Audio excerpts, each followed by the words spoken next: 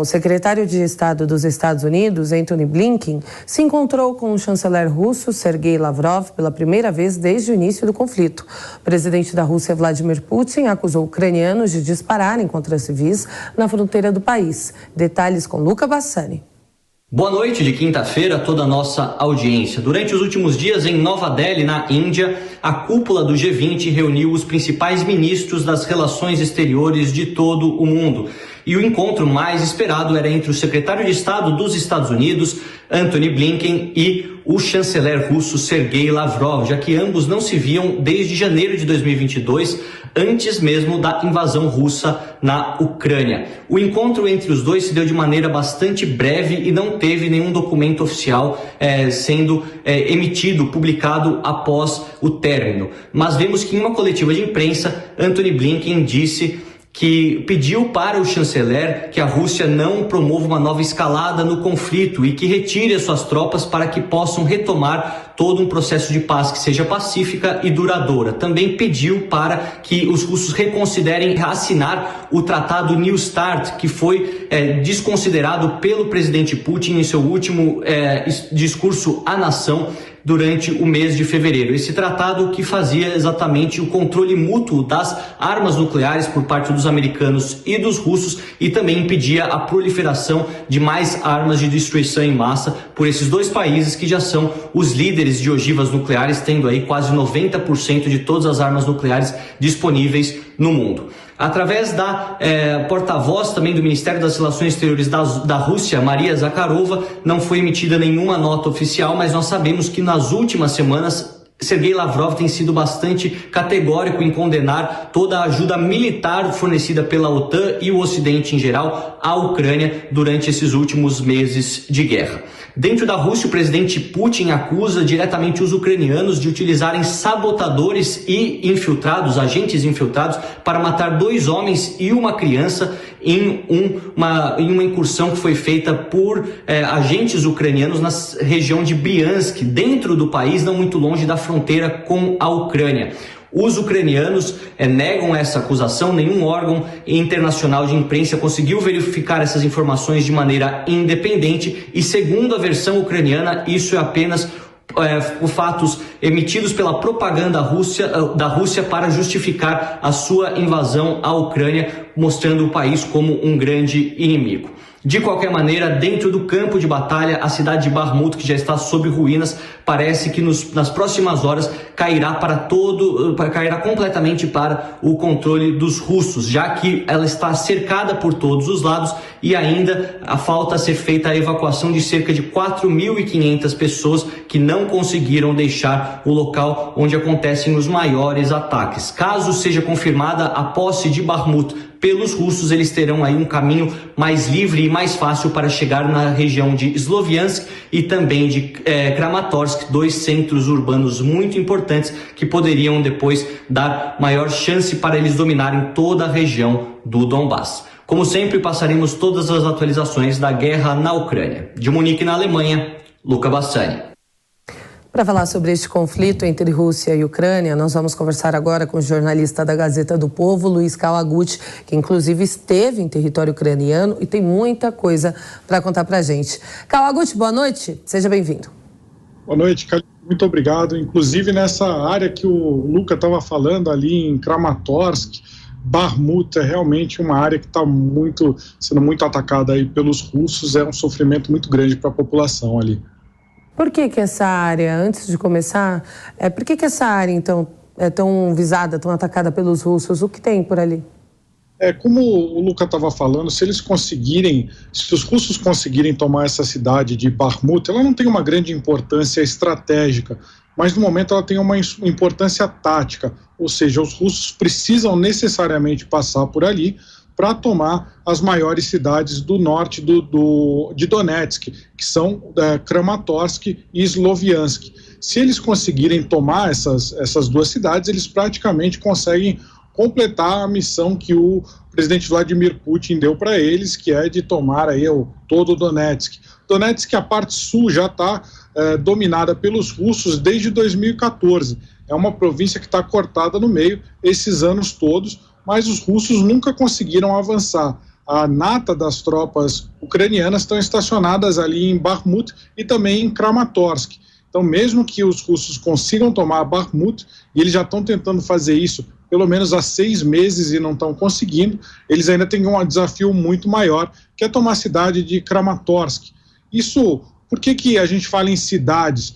Porque nesse momento avalia-se que as tropas russas elas estão com um poder de fogo superior aos ucranianos ali. Então, o que os ucranianos têm que fazer? Eles, para terem a sua defesa melhorada, eles vão lutar dentro das cidades, eles atraem a guerra para dentro das cidades, porque é muito mais fácil defender uma cidade do que você defender uma área descampada, defender pequenas vilas. Então, propositalmente, os ucranianos estão atraindo os russos para essas cidades e não acho que vai ser tão fácil assim. Só o fato da cidade estar cercada, os ucranianos têm 2 opções: ou eles se retiram para evitar a perda de tropas, ou eles lutam até o último homem ali. Se eles fizerem isso, eles vão infligir perdas muito pesadas para a Rússia. Então também não é um bom negócio para a Rússia. A Rússia vai cercar, vai pressionar para ver se os ucranianos fogem e a gente não tem como saber o que vai acontecer. Esse boato de que os ucranianos iam fugir já está aí há meses, mas não tem, nunca aconteceu. Vamos ver se agora muda alguma coisa. Esperemos que não, esperemos que eles consigam resistir à invasão russa ali. O Kawaguchi, a Rússia, ela estuda aprovar uma nova lei para aumentar as punições para quem falar mal da guerra na Ucrânia. O objetivo parece atingir figuras de alto escalão também, né, como o líder do Wagner Group. Explica isso pra gente, Kawa. Está acontecendo uma caça às bruxas dentro da Rússia? Essa caça às bruxas, ela já vinha acontecendo, mas voltada aos cidadãos comuns. A gente até conversou aqui outro dia de uma estudante universitária que foi delatada pelos próprios colegas por falar mal da operação militar especial, que a Rússia não chama de guerra, e acabou pegando 15 anos de prisão, na verdade 10 anos de prisão, que foram comutados para prisão domiciliar com uso de tornozeleira eletrônica. E o que, lá eles também, é bastante difundido isso, o que essa nova legislação que está sendo analisada pelo parlamento russo diz é que para o cidadão comum ela dá algumas opções. Ela fala assim, a pena máxima pode, se você disser alguma coisa que é mentira, que é uma propaganda contra a guerra, por exemplo, se alguém falar a verdade, que a Rússia cometeu crimes de guerra, 15 anos de prisão.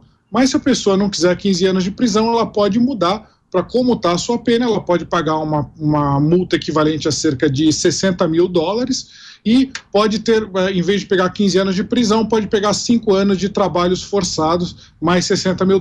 Aí é uma forma que eles estão, como é que se diz, flexibilizando. E por que eles estão flexibilizando? Porque eles estão fazendo o que se faz muito no Congresso brasileiro, que é botar o jabuti ali no meio de uma nova legislação. Então, na verdade, essa lei é para dar um cala-boca em algumas figuras bastante proeminentes ali da Rússia, como o Yevgeny Prigozhin, que é o chefe, que é o dono daquela milícia que se chama Wagner Group, que é a principal força que está atacando ali na cidade de Bakhmut, que a gente estava falando.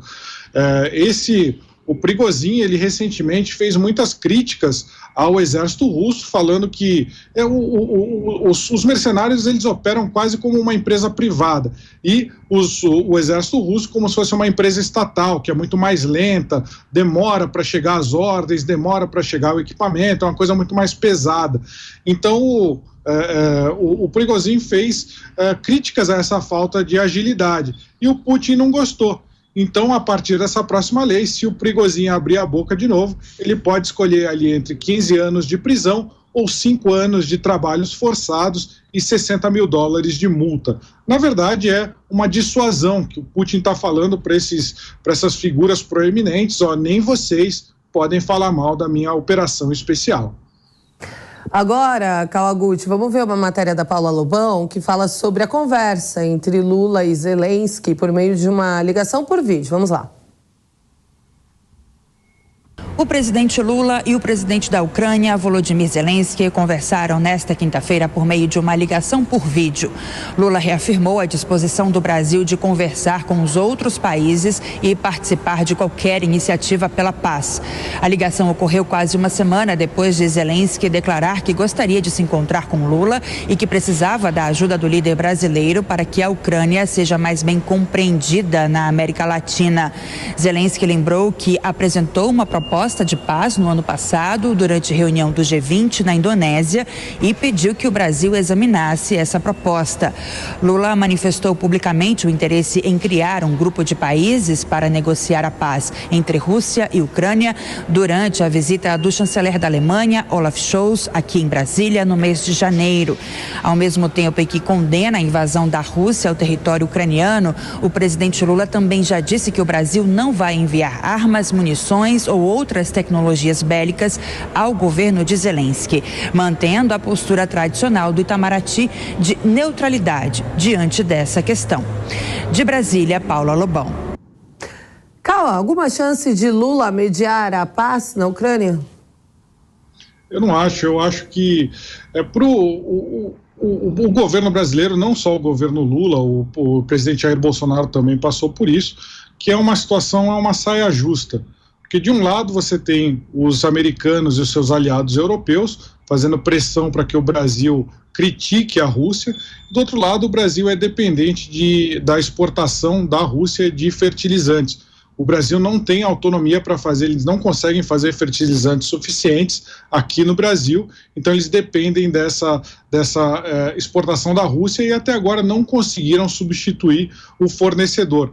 Então, para o Lula, é muito conveniente fazer esse chamado Clube da Paz, por dois motivos.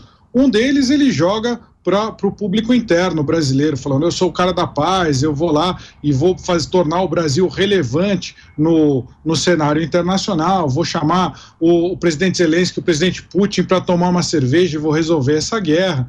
Mas é uma visão considerada pelos analistas muito simplista. A guerra não vai se resolver assim, a guerra não está num momento de negociação, tem muita coisa para acontecer no campo de batalha também. Mas por outro lado, e aí está a parte, o jeitinho brasileiro, a esperteza do Lula, se ele fala que ele quer ser um grande mediador dessa guerra, ele quer trazer a paz, ele não pode ser nem pró-Ucrânia, nem pró-Rússia. E aí ele tem uma justificativa para manter o Brasil em cima do muro, nem se juntando muito aos Estados Unidos e nem se juntando à Rússia. Ele fala, não, vou fazer isso porque eu quero ser um negociador, se eu apoiar alguém, se eu mandar armas para a Ucrânia, a Rússia não vai me querer como interlocutor. Se eu apoiar a Rússia na ONU, a Ucrânia também não vai querer. Falei errado, perdão. Se ele mandar armas para a Ucrânia, a Rússia não vai aceitar, e se ele for um apoiador da Rússia na ONU, aí a Ucrânia que não o aceitaria como interlocutor.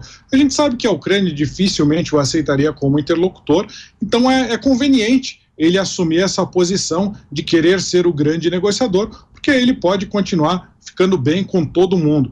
A maior prova disso, e eu acho que aí tem a ver o telefonema do Zelensky, há alguns dias, na semana anterior, o presidente Zelensky falou que queria conversar com o Lula. O que ele estava querendo? Ele estava querendo apoio do Brasil para uma votação muito importante que aconteceu na semana passada na Assembleia Geral da ONU. Nessa votação, ele sim conseguiu o apoio do Brasil, mas parcialmente.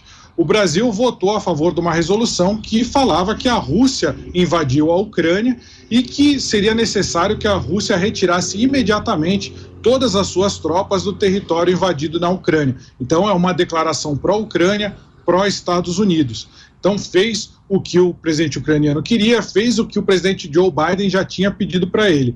Só que para não ficar mal com a Rússia, algumas horas antes dessa votação, um grande aliado da Rússia, que é a Bielorrússia, botou duas emendas que, se fossem aprovadas, elas descaracterizariam totalmente o texto da resolução. Eles mudavam o texto da resolução, propunham a mudança da resolução, falando que, olha, a Rússia não invadiu a Ucrânia e a Rússia não precisa tirar as tropas lá de dentro. Ou seja, era uma coisa que acabaria com a resolução. Felizmente não foram aprovadas essas emendas, só que o Brasil não votou contra elas, ele não ajudou a rejeição dessas emendas, ele se absteve. Então, ou seja, se de um lado ele foi lá e bajulou o Biden e o presidente Zelensky, por outro lado ele foi lá e bajulou o presidente Putin também e ficou nessa posição em cima do muro, que é a posição que o Brasil sempre adota. O que eu pergunto aqui, acho que as pessoas deveriam ter em mente, é que não estou falando se deveria apoiar um ou outro lado, mas será que essa posição de ser neutro, completamente neutro, ela vai funcionar para sempre? No momento em que a gente sai, a guerra da Ucrânia transforma o mundo em uma Guerra Fria 2.0, com dois grandes blocos regionais, um liderado pelos Estados Unidos e o outro ali liderado por China e por Rússia, será que a gente vai conseguir ficar neutro por muito tempo? Será que isso é a melhor postura a se tomar? Kobayashi, quer fazer uma pergunta para o nosso especialista em guerra? Sim, Kawaguchi, muito boa noite, sempre um prazer falar com você. E a minha pergunta, Kawaguchi, é sobre essa queixa do Putin a respeito de um ataque ucraniano a civis. É claro que a gente sabe que em um ambiente de guerra, em um cenário de guerra, há muitas mortes, há muitos ataques, há milhares de ataques como esses, mas existem regras internacionais que colocam alguns limites, como por exemplo estes, o de ataques a civis. Só que a Rússia já vem praticando esse tipo de ataque. Há muitos civis que faleceram, que sucumbiram diante desses ataques russos. O Putin está acusando a Ucrânia daquilo que ele mesmo faz? Em que contexto que deu essa crítica? Faz sentido isso? Não tem como a gente saber o que de fato aconteceu, mas a gente pode fazer algumas conjecturas, alguns cenários. O Putin realmente acusou, disse que um grupo que ele chamou de nacionalistas, que é uma das palavras que eles usam para designar os ucranianos, e que eles teriam invadido uma região da fronteira russa, ali ao norte da Ucrânia, chamada de Bryansk.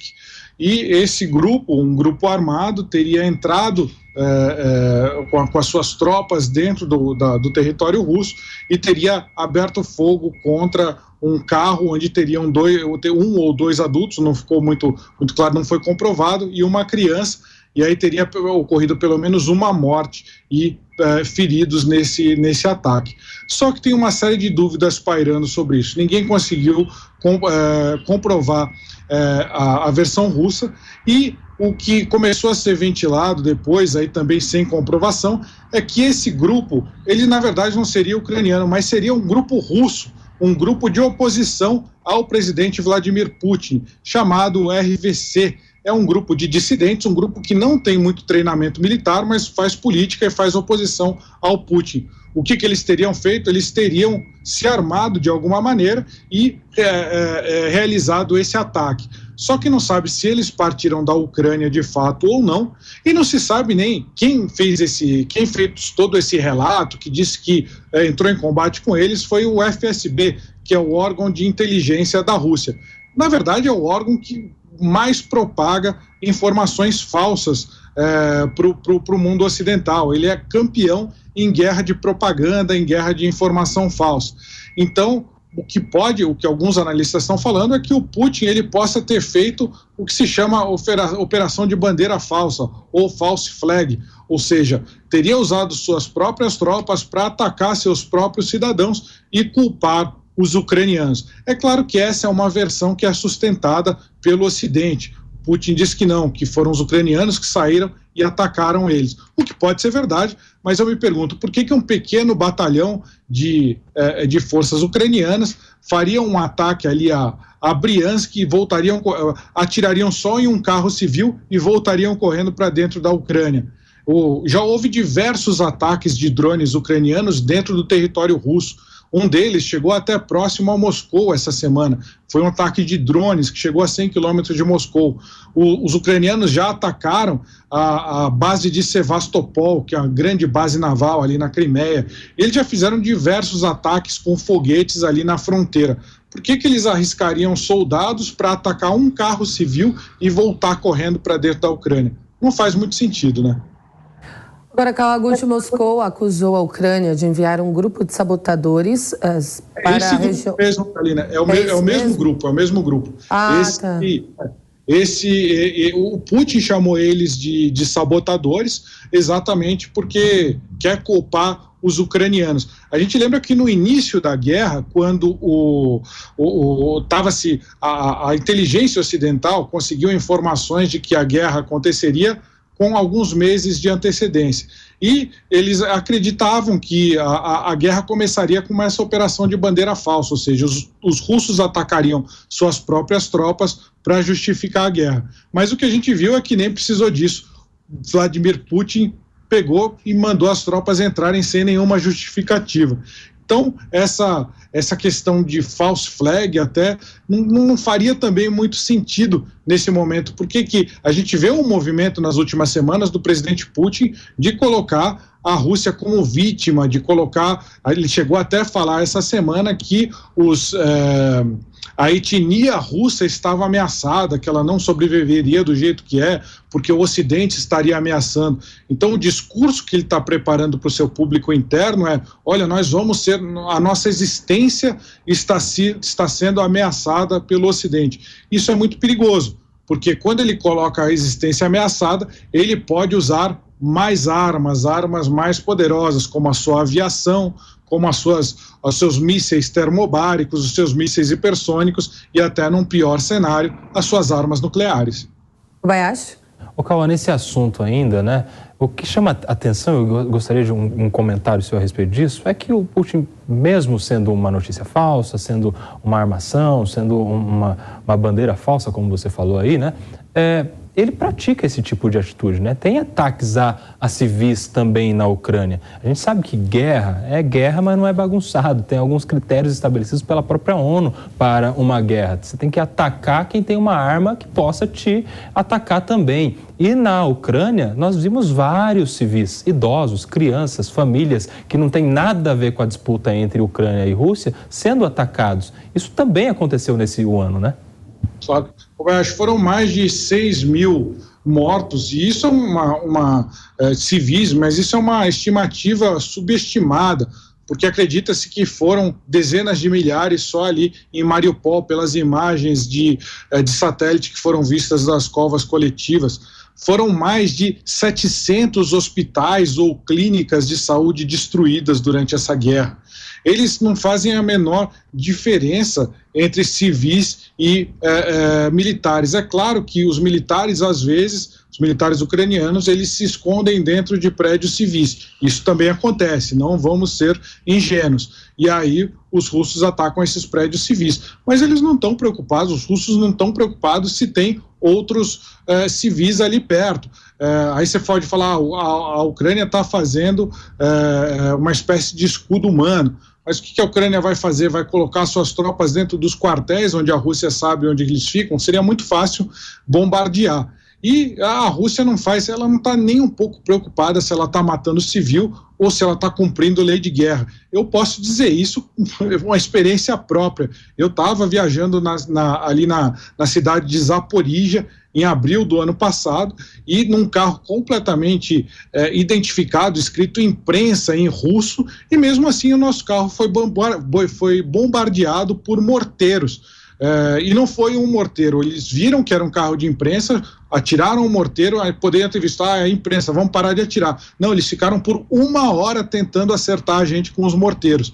Então eles não têm o menor apreço por essas leis de guerra e a preservação dos civis.